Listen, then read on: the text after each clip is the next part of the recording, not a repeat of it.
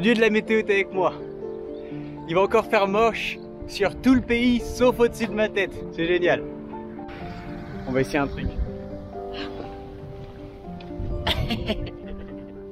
Elle est pas belle ma frégate, c'est l'Hermione. Et j'ai failli monter dessus. J'étais à ça. Je suis hébergé par Aline dans cette maison. C'est assez incroyable, c'est une maison qu'elle a construite elle-même. Il y avait 30 personnes qui étaient autour pour essayer de faire un mur en chaux, terre, paille. Nip nip.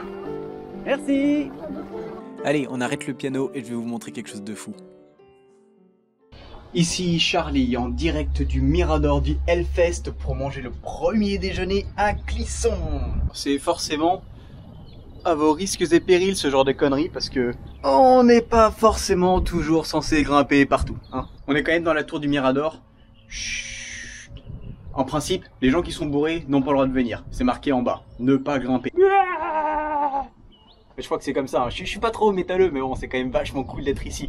Alors, je suis quand même au Hellfest. Un endroit qui est unique au monde, complètement. Et alors là, il y a personne. Il y a complètement personne. Regardez. J'ai trouvé un camion de l'armée désaffectée.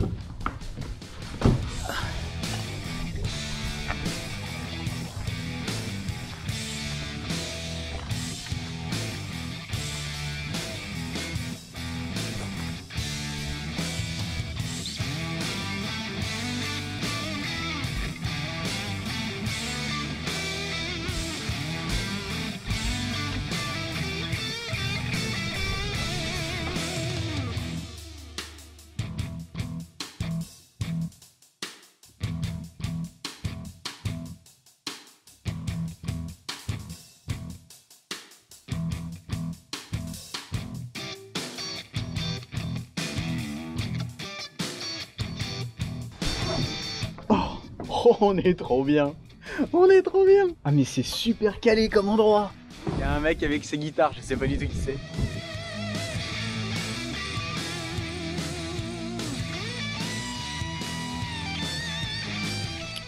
En passant par le parc de Molévrier, qui est le plus grand parc oriental d'Europe, un vieux guide m'a dit que le charme d'Adam, c'est d'être à poil.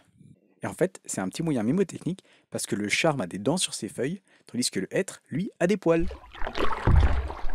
Ah, je trouve ça tellement sympa de pagayer.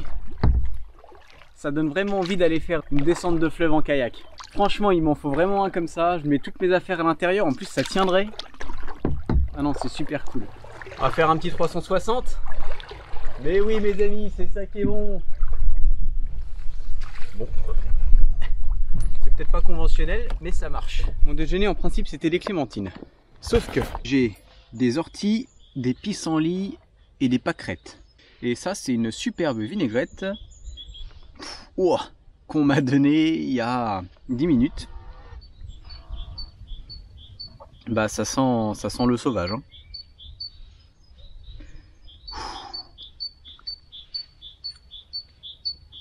T'as toujours cette appréhension quand tu manges des orties et que tu les as pas écrabouillées. Est-ce que ça va pas complètement t'arracher la gueule? Alors, pour vous donner une réponse tout à fait honnête,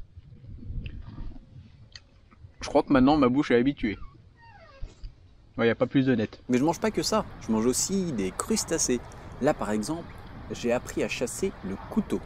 On y va avec du sel pour lui faire croire que la marée est arrivée. Et une fois qu'il sort sa petite tête, on attend un petit peu et crac, on le chope. Il faut pas le laisser partir hein, parce qu'il est très glissant.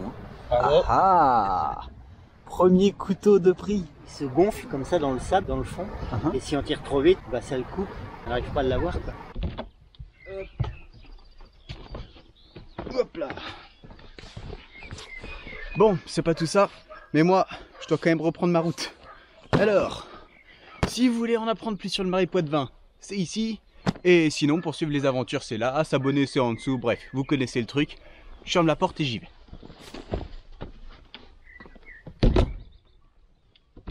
Voilà.